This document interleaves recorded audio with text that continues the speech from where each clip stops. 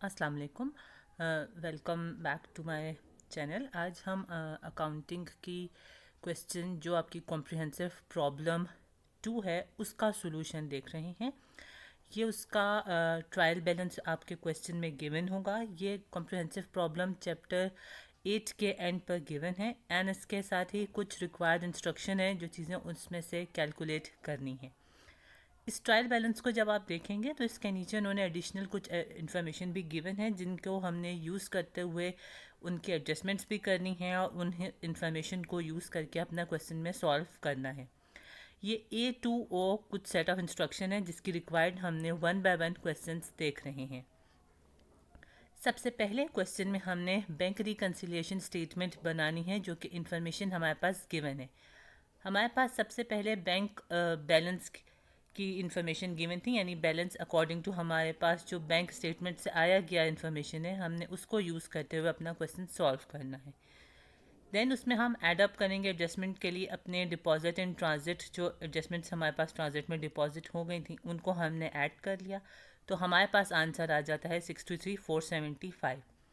Then हमारे पास इस जो इन्फॉर्मेशन गिवन होगी आपके पास इस क्वेश्चन ट्रायल बैलेंस के नीचे, वहाँ पर उन्होंने कुछ आउटस्टैंडिंग चेक्स के बारे में दी गई थी। जो 3 आउटस्टैंडिंग चेक्स हैं उनको हमने डिडक्ट करेंगे अपने इस बैंक रिकन्सिलिएशन स्टेटमेंट में से, जिसके लिए जब हमने ये सारों को ऐड कर लिया तो हमारे पास 21,000 आता है। और जब मैंने इसको इसमें से माइनस कर लिया अपनी बैलेंस की स्टेटमेंट जो हमारे पास आ रही थी तो मेरे पास आंसर आता है 42,475। अब हम अपनी जो कैश बुक का बैलेंस है या आपकी कस्टमर्स अकाउंट का बैलेंस गिवन होता है वहाँ से हम उसको एडजस्टमेंट कर रहे होंगे। उसके एडजस्टमेंट करने के लिए हम सबसे पहले यहाँ पर हमने कैश बुक के बैलेंस को सेलेक्ट कर लिया जो हमारे पास गिवन था 45,000। उसमें से हमने डिडक्ट कर लिया NSF की इंफॉर्मेशन को और उसमें से बैंक के मंथली चार्जेस को डिडक्ट कर रहे होंगे। यहाँ पर पहले मैंने इन दोनों को ऐडअप कर लिया तो मेरे पास 25 आंसर आ गया, यानी 25 के टोटल के आंसर को जब मैंने इस 45,000 में से माइनस किया तो मेरा बिल्कुल एग्जैक्टली वही आंसर को मैच अप कर रहा है बैंक रिकन्सिलेशन के लिए। अब हमें पता है जब हमने बैंक रिकन्सिलेशन स्टेटमेंट पढ़ा था तो जब हमने यहाँ पर हम स्टेटमेंट बना रहे होते हैं अकॉर्डिंग टू मीग्स एंड मीग्स बुक के फॉर्मेट से, तो मैं इसमें से लाजमी तौर पे उसकी रिक्वायर्ड जर्नल की एंट्रीज़ भी पास कर रही होती हूँ।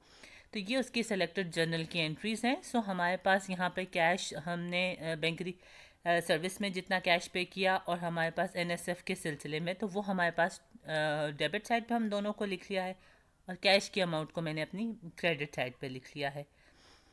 देन अब मेरे पास नेक्स्ट इसमें आ जाती है पार्ट बी में मैंने कोई रिक्वायर्ड एडजस्टिंग एंट्रीज करनी है 1 बाय 1। अब हम उसको देख रहे हैं। सबसे पहले मैंने NSF चेक और बैंक चार्जेस के लिए जो एंट्री कर रही होंगी वहाँ से कि ये हमारे पास मार्केटेबल सिक्योरिटीज़ के लिए मैंने एडजस्टमेंट करनी है। हमारे पास ये इससे ऊपर ए पार्ट से रिलेटेड है। NSF इस सिलसिले में हमने इसको अपनी एडजस्टिंग एंट्रीज इसकी कर ली हैं। अब मैं मार्केटेबल सिक्योरिटीज़ के लिए एडजस्टमेंट कर रही हूँ। मार्केटेबल सिक्योरिटीज़ हमें ट्रायल बैलेंस में 25,000 गिवन क्वेश्चन में है और इसके एडिशनल इन्फॉर्मेशन में उन्हें हमें बताया गया है कि 27,500 की हमने रिक्वायर्ड एडजस्टमेंट एंट्री करनी है इसके अकॉर्डिंगली, जो कि शॉर्ट टर्म इन्वेस्टमेंट के नाम से अवेलेबल फॉर सेल के लिए गिवन इन्फॉर्मेशन है। जब मैंने 27,500 में से -25 कर दूंगी तो मेरे पास रिक्वायर्ड आंसर आ जाएगा, जिसके बाद मैंने उसकी एंट्री यहाँ पर कर ली। ये वाली तमाम हमारे पास डेबिट साइड है और ये हमारे पास क्रेडिट साइड आ गई है। सो इन दोनों का जो डिफरेंस आएगा मैंने उस डिफरेंस की अमाउंट को यूज़ कर रही होंगी यहाँ पर कैलकुलेशन करने के लिए। देन अब ये हमारे पास बी पार्ट है। सी पार्ट में मैंने अनकलेक्टेबल अकाउंट या डाउटफुल अकाउंट की रिक्वायर्ड इन्फॉर्मेशन को एडजस्टमेंट की एंट्री करनी है। ये इन्फॉर्मेशन भी मेरे इंस्ट्रक्शंस में गिवन होगी। सो उसको यूज़ करते हुए मैं यहाँ पर एडजस्टमेंट एंट्री यूज़ कर रही हूँ। डाउटफुल अकाउंट हमारे पास 85,000 है जिनमें से 5,000 को की इन्फॉर्मेशन मैंने माइनस कर दी तो मेरे पास उसकी रिक्वायर्ड एंट्री आ गई है।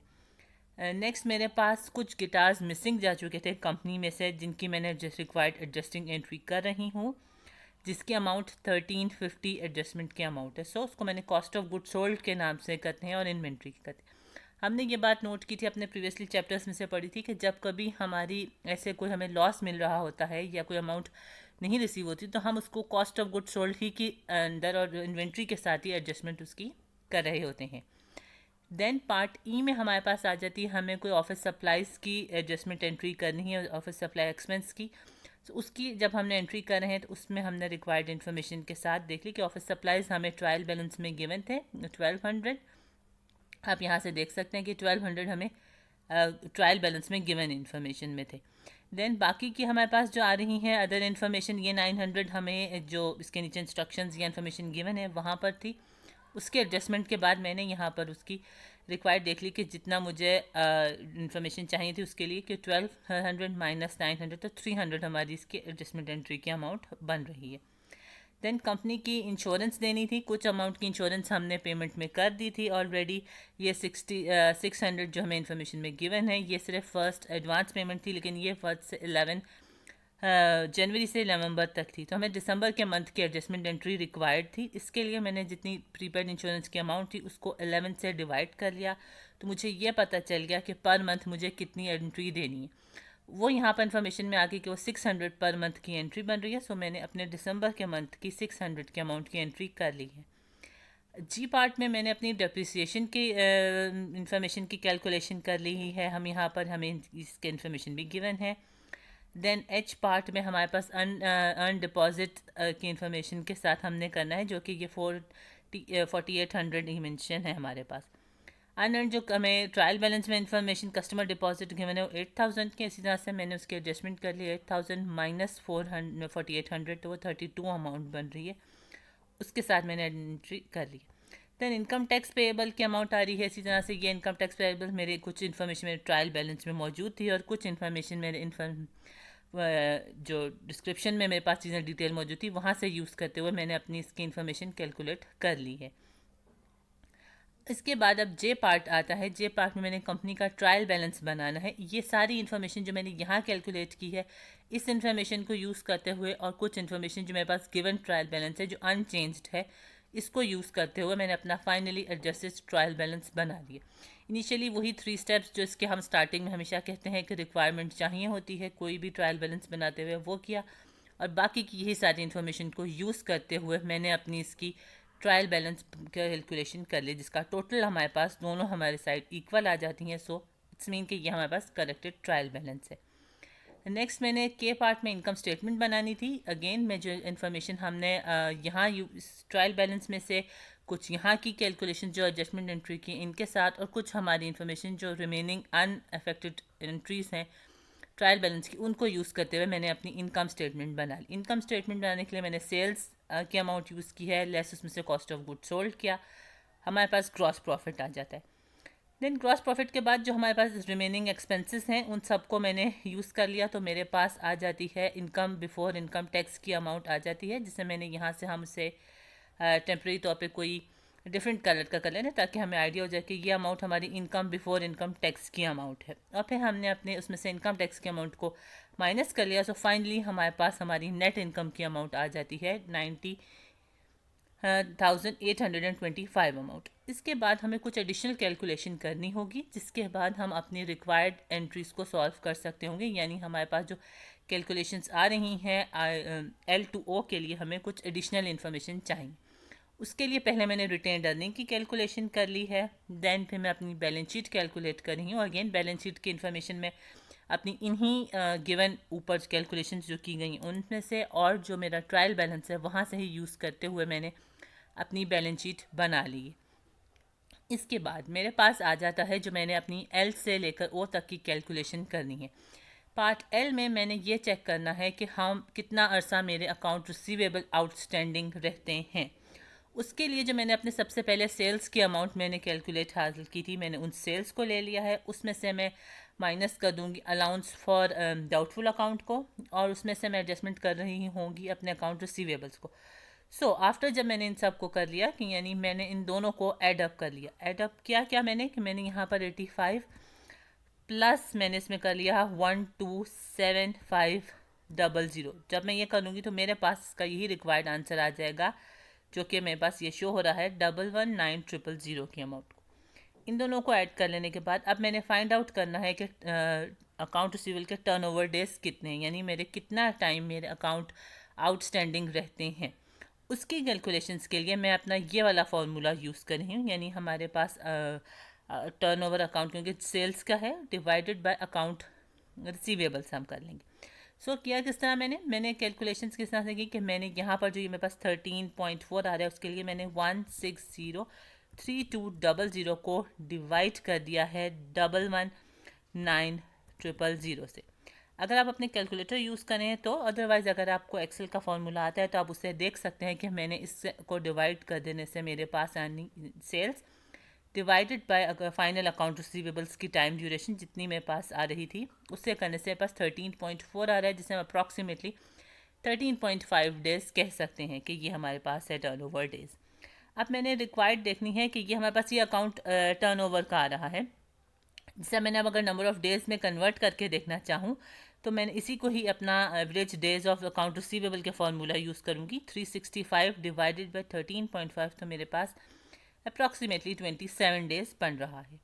पार्ट एम में मैंने कैलकुलेट करना है कि कितने मर्चेंडाइज रिमेन आउटस्टैंडिंग रहती है या हमारे पास आइटम स्टॉक में रिमेन रहते हैं इसको सोल्ड करने से पहले। तो इसके लिए कॉस्ट ऑफ गुड सोल्ड की इन्फॉर्मेशन है, मर्चेंडाइज इन्वेंट्री की इन्फॉर्मेशन हमें क्वेश्चन में से दोनों की इन्फॉर्मेशन क्वेश्चन में गिवन है। इसके टाइम्स मैंने देख लिया कि मैंने इन्वेंट्री टर्नओवर वाला फार्मूला यूज़ किया है, cost of good sold divided by inventory.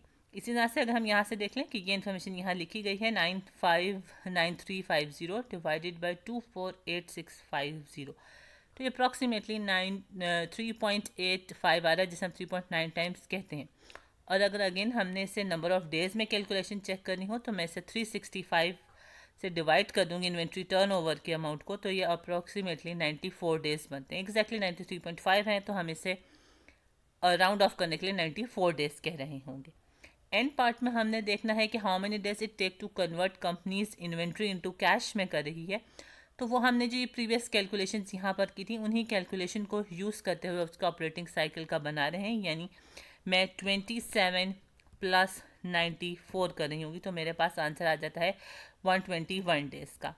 तो ये जो इतने टाइम यानी जो कन्वर्ट अपनी इन्वेंट्री को कैश में कन्वर्ट करने के लिए कोई ये 121 डेज़ की इस कंपनी को साइकिल रिक्वायरमेंट है।